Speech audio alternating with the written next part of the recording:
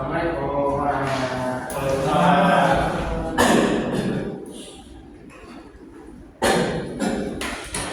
Gimana?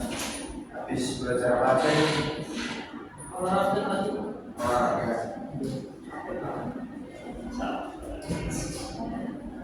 Baik, Assalamualaikum warahmatullahi wabarakatuh.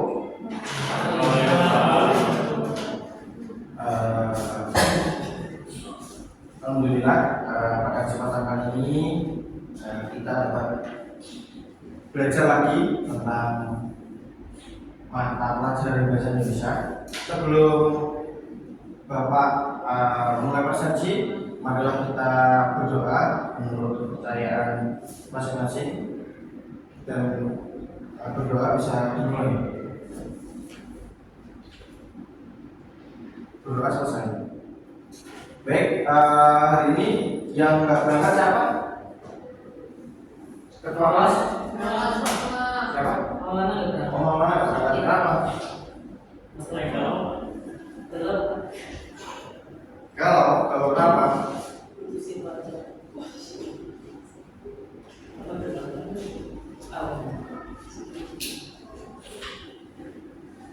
Sebelum pelajaran bahasa Indonesia, tadi barusan pelajaran olahraga.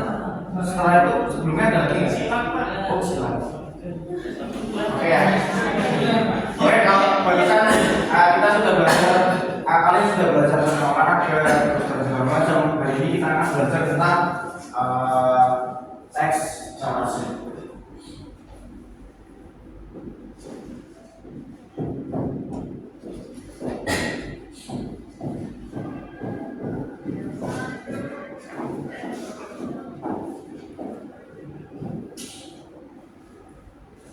Oke, kita akan belajar tentang teks narasi. Nah, ketika kita berbicara teks narasi, pengertian dari teks narasi itu sendiri adalah jenis teks yang mengisahkan suatu peristiwa berdasarkan urutan waktu. Jadi ketika kita berbicara tentang teks narasi itu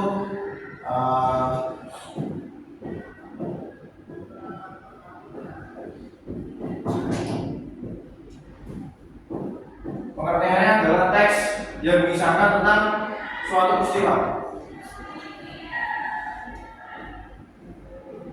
Suatu peristiwa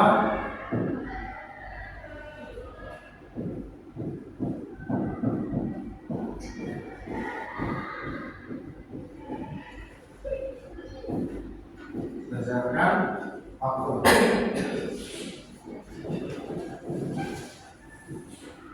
Jadi pengertian dari teks narasi itu adalah teks yang mengisahkan suatu peristiwa berdasarkan urutan waktu atau bisa disebut kronologi.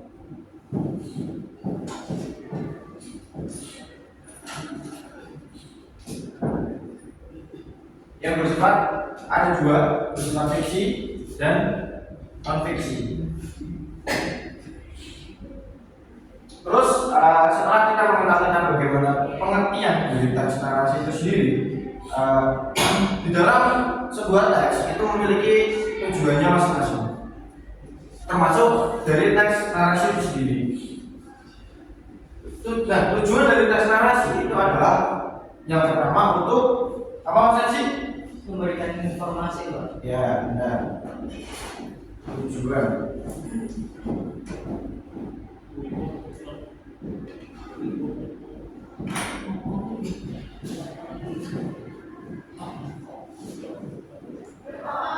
Memberikan informasi.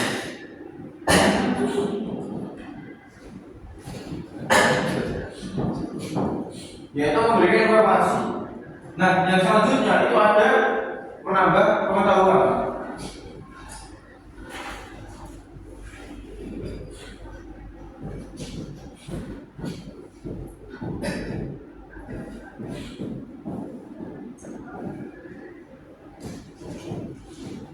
Terus satu lagi apa, Mas Akil?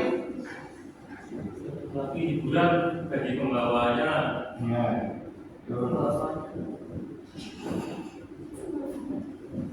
Nah, tujuan dari teks narasi itu ada tiga. Yang pertama memberikan informasi bahwasanya teks narasi itu kan tadi ada dua ya, fiksi dan non fiksi. Nah, tujuannya adalah untuk memberikan informasi bagi pembacanya. Terus yang kedua menambah pengetahuan. Ketika kita sudah tahu akan informasi yang dibaca, itu kan bisa menambah pengetahuan bagi pembacanya. Nah, karena teks narasi itu ada fiksi dan non fiksinya gitu ya, itu bisa juga bertujuan sebagai hiburan bagi pembaca itu sendiri. Nah, yang selanjutnya ada ciri-ciri dari teks narasi sendiri, yaitu bercerita tentang suatu kejadian dengan beberapa urutan atau urutan peristiwa.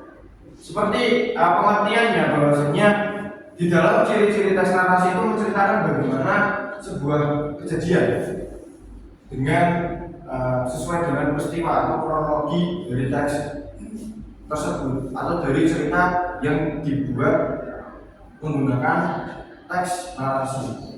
Yang selanjutnya terdapat konflik di sebuah teks atau teks narasi. Ketika anak membaca suatu teks, nah di situ di dalam teks tersebut terdapat konflik, itu bisa dimasukkan salah satu sebagai dari ciri-ciri teks narasi itu sendiri, yaitu terdapat konflik.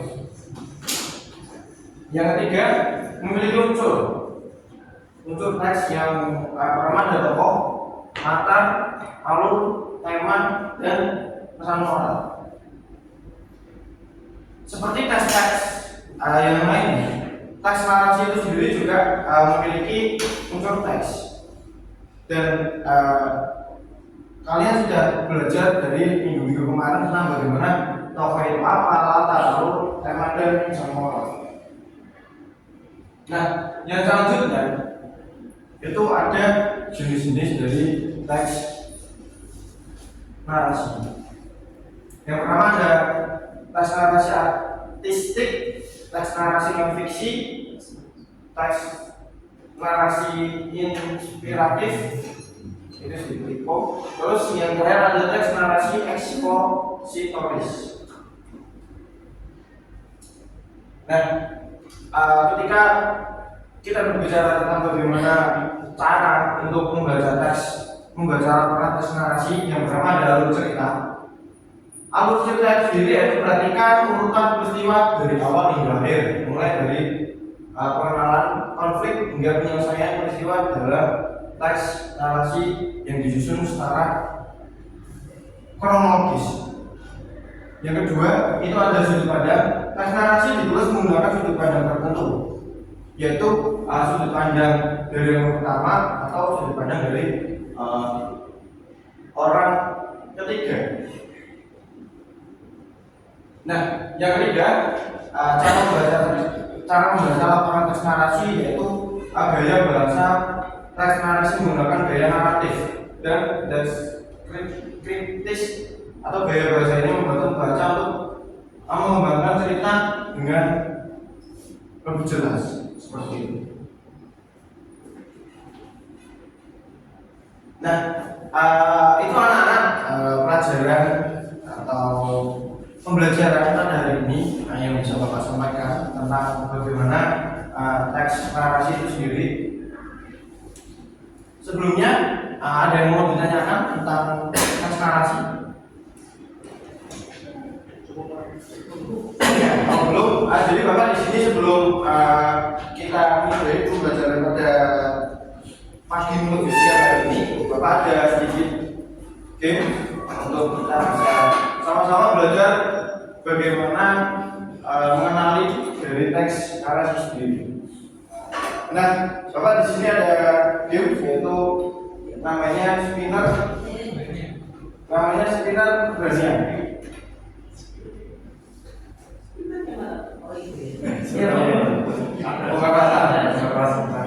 Nah, jadi sistem gamenya itu adalah Bapak akan dibagi menjadi 4 kelompok. Jadi perwakilan kelompok nanti bisa maju dan bisa nyoba spinner.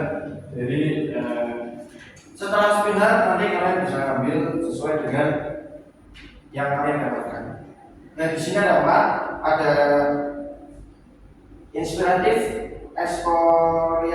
eksploratif, artistik dan non fiksi seperti itu. Dan monggo perwakilan dari kelompok bisa maju.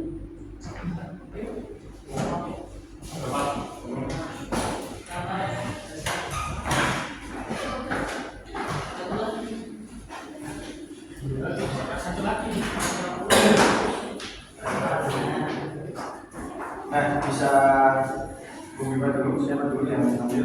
Bumibah, ya juga beres. Nah, jadi ini ambil kedua belum ya? Yang menang. Oke, ini ketiga.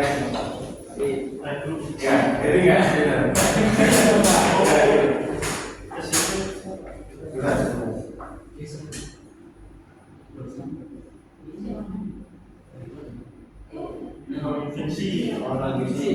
non-fiksi berarti ini bisa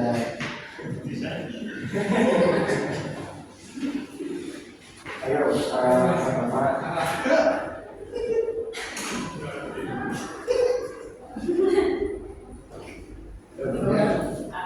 artistik. ya Pak Asis ya ya Mbak. Nah, nanti berarti mana Pak? Ya.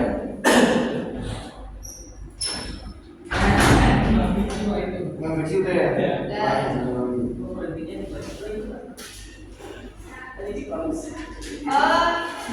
Ya, terus berarti masih ada Apa? Eksploratif Pak ya.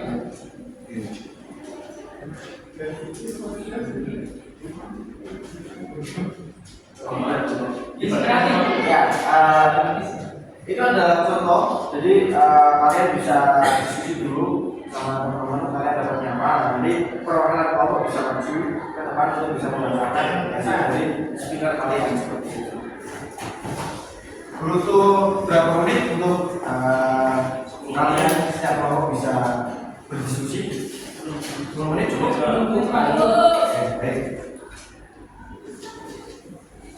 Baik, sudah 10 menit. Setiap kelompok bisa maju untuk mengatakan hasil dari yang kalian dapatkan dari seminar bagian ini. Seperti itu.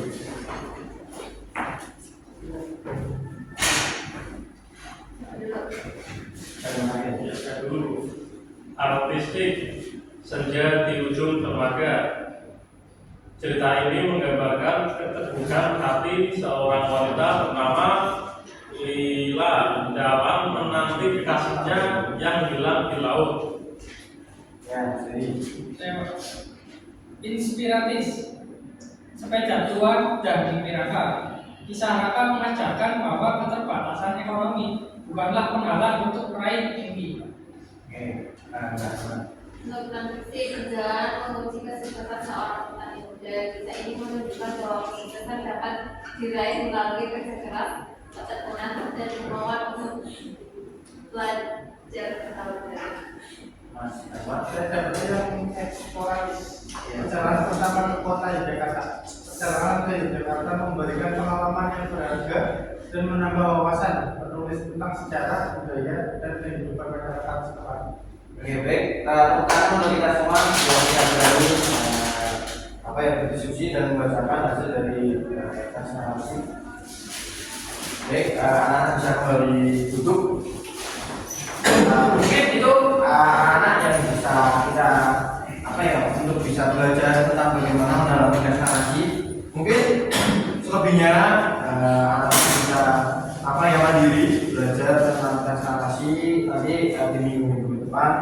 Kita barangkali punya kesempatan waktu untuk kita bisa kembali belajar tentang tes narasi. Mungkin sekian yang dapat saya sampaikan. Mohon maaf. Wassalamualaikum warahmatullahi wabarakatuh.